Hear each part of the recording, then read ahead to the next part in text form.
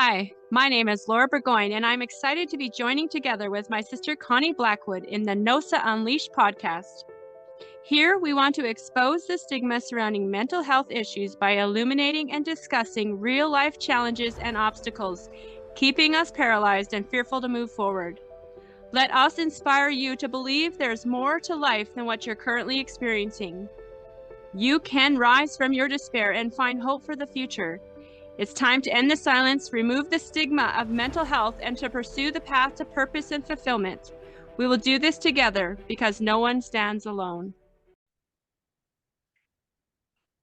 Welcome back to the NOSA Unleashed podcast. I'm Laura Burgoyne, and today we're going to be talking about accountability. And this is a topic that I think sometimes we cringe at, right? Because we think, oh my gosh, do I really want someone to hold me accountable to things in my life? Because we know that, we're going to be challenged. We're going to have someone who's, calling us on our stuff, and we don't always feel comfortable doing so. But I'm excited to chat with Connie about this because she and I have a pretty unique relationship. And what we've developed in the last couple of years is so exciting that I just want to share it with all of you. So welcome, Connie. Thanks. I'm glad to be here, especially talking about this topic because I feel like there's also a lot of misunderstanding around this topic. And I think just clarifying things and just being able to talk about it will help, right? Because I think when people think of accountability, they're like, oh, some stranger is going to keep me accountable to stuff. And I don't look at it that way at all, because you're not going to choose a stranger to keep you accountable. You're going to choose someone that you trust. And the only way to trust someone is to have a relationship. You're not going to choose somebody who's a complete stranger. You're going to choose someone who's close, who really knows you and who you really know and know you can trust. That's not going to gossip or share things. That's going to keep it personal and close, and that wants you to succeed and grow. And then you want them to succeed and grow, right? That's the ideal. That's what you're looking for when you want to be accountable. Mm-hmm. Absolutely. I know for myself, I've always kind of been a Lone Ranger. I've always kind of, done my own thing and done it at my own speed. And it honestly wasn't until the world kind of came to a halt during the pandemic that I started realizing that I actually need people. And I remember the day very vividly. I mean, we had already been in, the isolation mode for quite some time. And I was starting to really feel quite isolated. And this one day, I just really felt God prompt me to reach out to you, Connie. And in my head, I'll tell you honestly, in my head, I was thinking, because you and I, like, we would talk a couple times a year. We weren't super, super close. But I remember thinking in my head, I'm going to ask her if she wants to, just meet weekly. This is going to be so awkward, right? I was just like, I had no framework for what this would look like or what it would become. But I just thought, I don't really know my sister that well, and this is just going to be so awkward. So I was actually quite hesitant to ask you in the first place because I didn't know what it would look like. I didn't know what would be required of me. I didn't know, I didn't know anything, right? And so I remember calling you that first day, and I'm not sure if I came across hesitant or sheepishly, but I certainly felt that way. Just when I said to you, hey, Connie, would you, be willing to meet with me by Zoom, one day a week, like just for an hour or two, just so that we can connect, right? And at that point, I had nothing on my radar even about accountability. I just wanted connection, right? So how was it for you when I made that call that day? Like, what were your thoughts? Well, usually you would call me and you were wanting advice on something, or you're like needing to vent, and you didn't have like anyone at that moment, especially during the pandemic. And so when you called me and you were like not in that mode at all, I was like, okay, where is this going? And so I was like, when you said, hey, can we meet once a week? I was like, huh, why haven't we always been doing that? Right? Like that was what went through my head. Because I'm like, I like you. You're really cool. I want to be closer to you. Why wouldn't we be doing this all along? Right. And when the pandemic started for me, like at first I was so happy because I'm a huge introvert. But after 6 months, I'm like, okay, I'm done. Like I need people. And so even having that connection with you on a weekly basis was huge. Right. And Mm-hmm. I was like, I want to get to know her better. I'm actually really excited about this, right? Like for me, I got super excited. And it took me a moment to process it first, and then I got excited. That was actually Yeah, what happened for I me. think I think my secondary emotion was excitement because I was like, "Oh, she's agreed to this. Great." Right? But at first I was like, "What if she says no? Like, what if she thinks I'm really crazy for having this suggestion?" Right? Like, I was fearing rejection from my own sister. But yeah, no, when we finally agreed to meet regularly, I mean, it was absolutely great. And I mean, I don't think either of us ever at the beginning had any intention of it becoming, an accountability relationship. I remember at the first, like we were literally just kind of getting to know one another again because you were living off in BC, I was here in Alberta. We had life separating us, distance separating us. And so in a lot of ways, at first, we were just getting reacquainted and figuring out where of either of us were in our life and those kind of things. Well, and even before I moved away, we were like, I was pretty busy with your life, but it was always on a different level. Like it was never at this personal level. It was, I worked for you or whatever, except for when we lived with you for that 7 months before we moved to BC. Other Right. than that, it was kept at that level, right? And then after the 7 months, it was like it went back to like hardly ever talking to you because I was a whole province away. And so in a way, I was like, oh, I remember those 7 months. I liked those 7 months. Like in a way, it was a call back to that. And we had to rebuild, right, from where we Yeah. were before, right? But it wasn't like we were rebuilding from scratch because we'd built something in that 7 months. And so I feel like that was True. kind of a platform for us to pick up where we left off in a way. But we had grown a lot. So there was still stuff to discover and stuff to learn.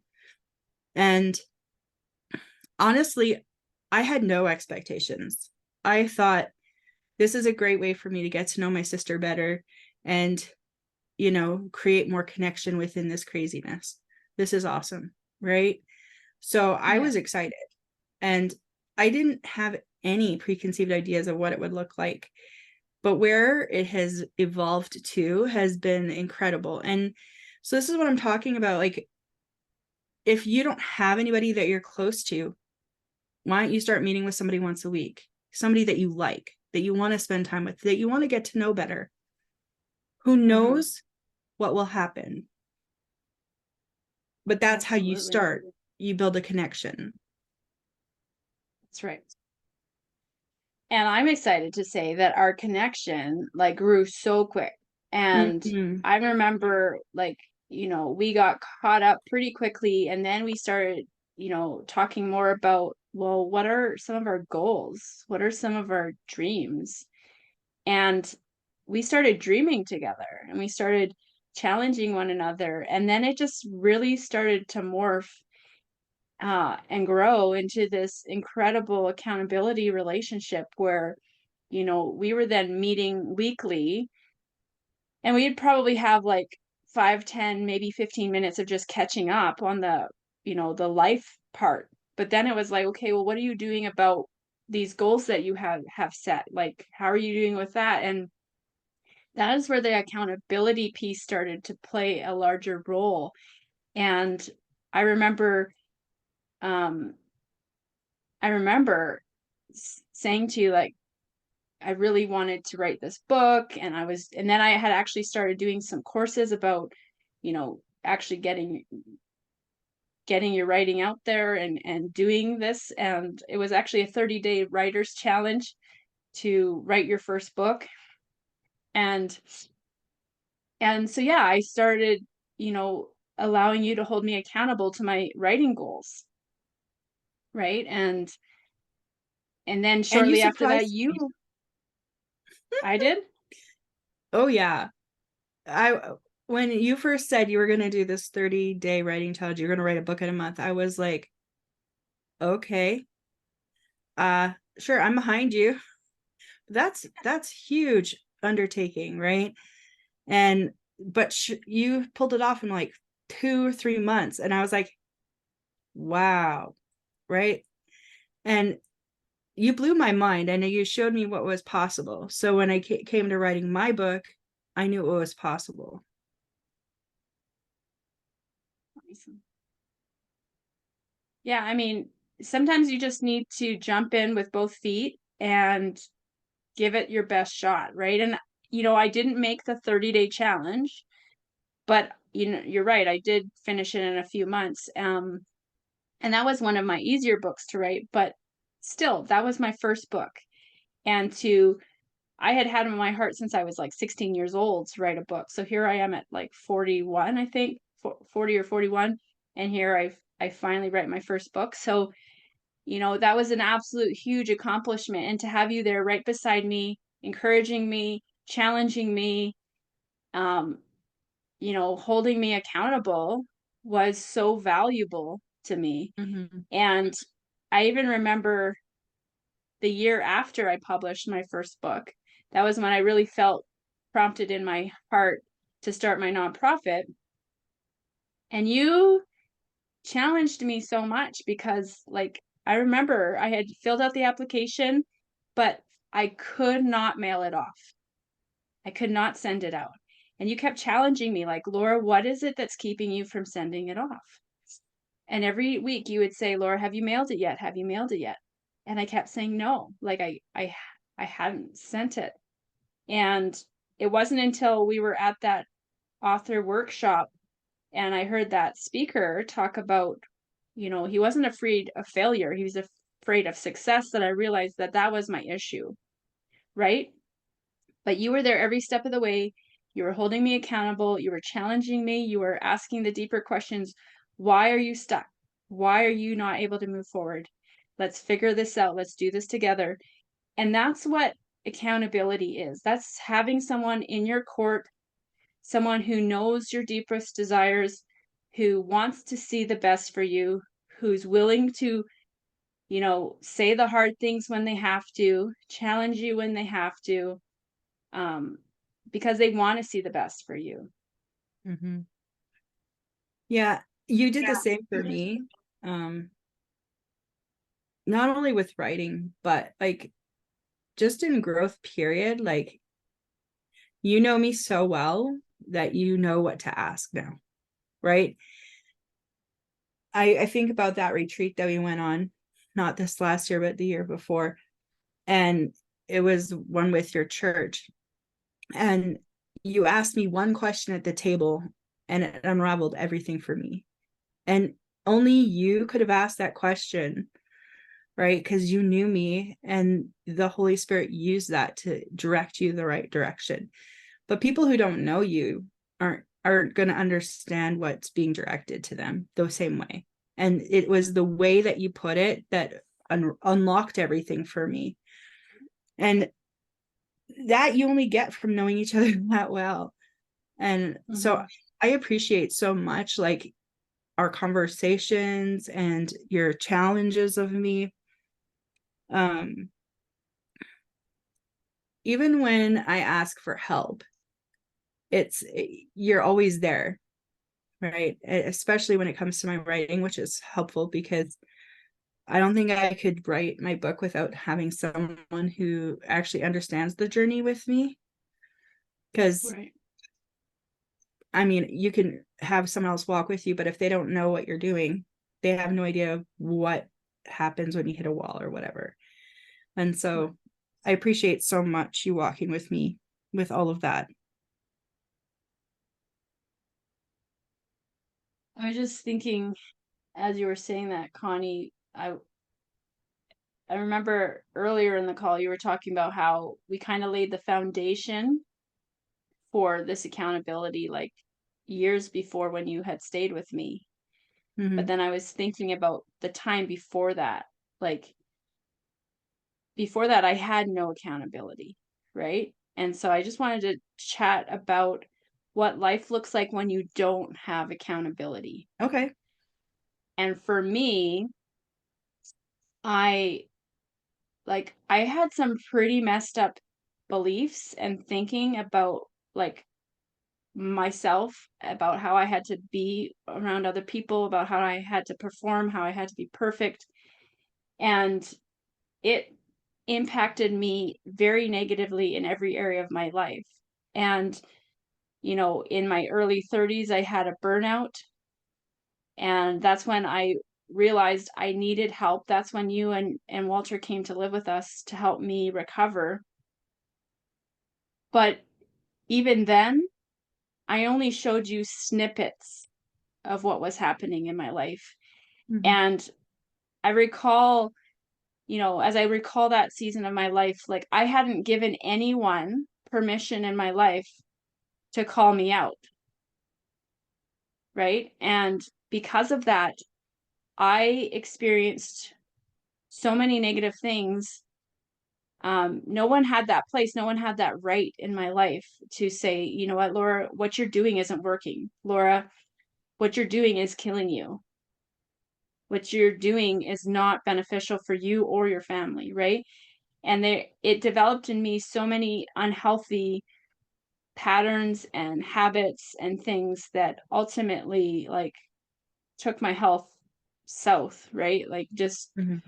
I suffered so for so many years, and it wasn't until I really took a close look at that and went on a journey with God that he challenged me on a lot of these things. But when you don't have someone in your life that you entrust and that you give permission to hold you accountable, I can tell you from experience the outcome is awful, absolutely detrimental.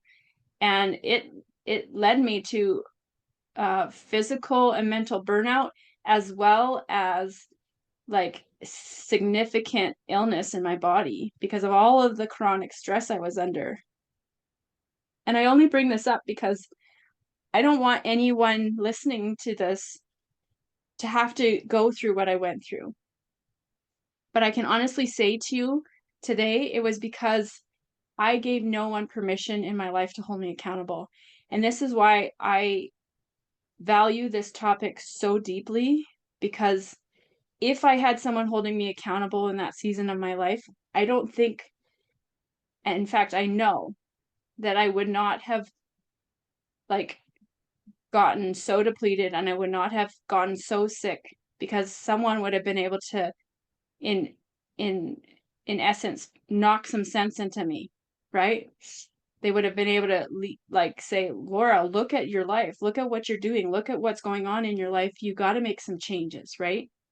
And so I don't know who's listening to this, I don't know where you are in your life, I don't know if you're where I was, but I challenge you and I encourage you to find somebody in your life that you can trust, that you can start sharing your life with, and they can start to call you on your stuff. They can start challenging you. They can start holding you accountable, because it literally has changed my life um, in so many ways that I could never express on this podcast.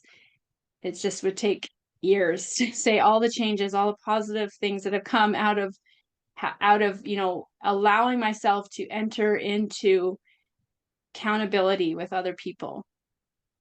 And I'll authenticity, right? sorry, I didn't mean to cut you off. For me, I think I the best way I can describe of my life before I was accountable to anyone is I didn't get a whole lot accomplished. Not of my dreams anyway. Um, Right. I knew God had put specific things on my heart to do, and yet I didn't see anything. I was accountable when I was younger and I saw forward movement, and then I lost it.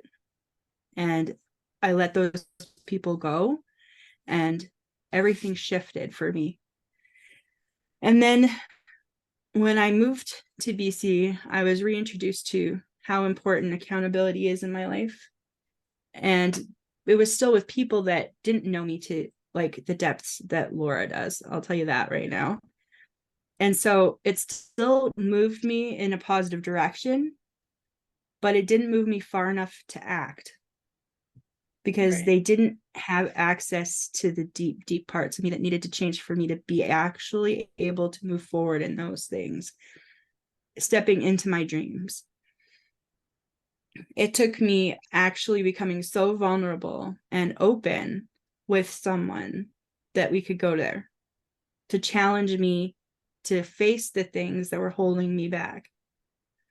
My Mm-hmm. doubt in myself, the doubt in my abilities, though that I needed someone that knew me so well that could challenge me to move past them. And like I say the right thing to unlock that in me. But you need to do that. And you can have, like I said, other accountability people in your life that can start pave the way, right? Because I didn't know what my dreams were before my first accountability person in BC. So I appreciate her so much for that, because when my dreams had gotten buried, she helped unearth them.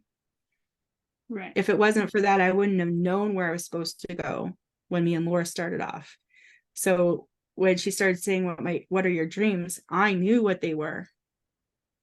And that was powerful because we were able to move so much further, so much faster, because I was able to already have that done before we started. So Yeah. there's different levels that you can have of accountability. So don't think you have to be deep, deep, deep with everybody. You don't. But just Mm-hmm. know that however deep you go is however however you'll be able to move. Because for me, only letting that person in that far got me to a point where I knew what my dreams were, but I was not at achieving them. Mm-hmm. It took me going deep to actually achieve them. So that's what I wanted to warn you about. When you said that, a little saying popped in my head. I don't know if it actually exists or if I just made it up, but the deeper you go, the better you grow. I've heard that before, but Have it's you? good. I know. I'm like, that's good. I gotta share that. But it's so true. The deeper you go, the more you grow. That's true. It is true. Absolutely true. Well, Connie, all I can say is I'm so thankful that